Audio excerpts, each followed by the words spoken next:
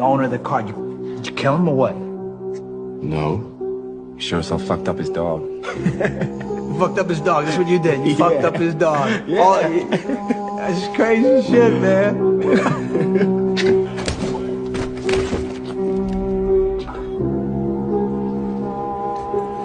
Vigo is not gonna like this. You know what Vigo likes or doesn't like. I'll tell you something he's gonna understand. I heard you struck my son. Yes, sir, I did. May I ask why? Yeah, well, because you stole John Wick's car, sir, and killed his dog.